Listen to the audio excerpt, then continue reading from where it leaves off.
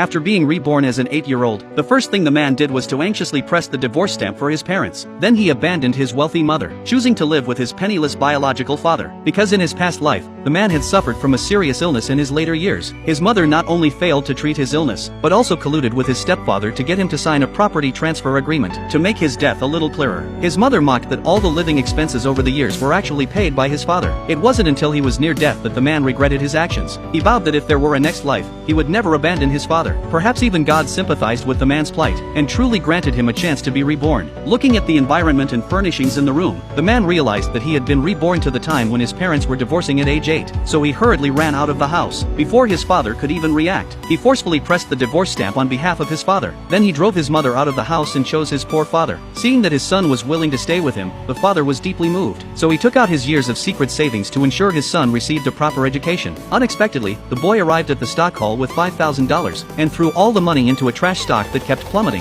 At that moment, a billionaire female CEO arrived. Seeing the 8-year-old boy playing with stocks, she advised him to return the money and go home to study, because the stock he bought was performing poorly. However, the little boy stated that a war was about to break out abroad, and that this golden stock would definitely hit its upper limit. But the female CEO felt that the little boy didn't understand stock trading, and intended to help him choose a high-quality stock instead. To his surprise, the little boy refused. Although the female CEO was a financial expert, but the little boy was reborn, and with his memories from his past life, he knew that this stock was about to rise continuously for 10 days. Because of this, he bet with the female CEO that if this stock rose, he would require the female CEO to marry his father. The female CEO agreed without hesitation, only hoping that if the little boy lost the bet, he would never trade stocks again. At that moment, his father rushed over in a hurry. His father had originally given him $5,000 for his education, but he never expected that the boy would use the money for stock trading. Fearing that his son would squander all the family's wealth, the little boy solemnly assured his father. He claimed that this stock would not only make his father a millionaire, but might also enable his father to marry a beautiful wife. Suddenly, the little boy's mother and her rich boyfriend arrived. The rich boyfriend ridiculed the boy for imitating stock traders, and instead bought a stock that was unfavored, predicting that he would lose all his money. The little boy did not agree with this, stating that in just 5 minutes, the stock he bought would begin to rise. The rich boyfriend did not believe the boy's words, and so they made a bet. If the stock the boy bought went up,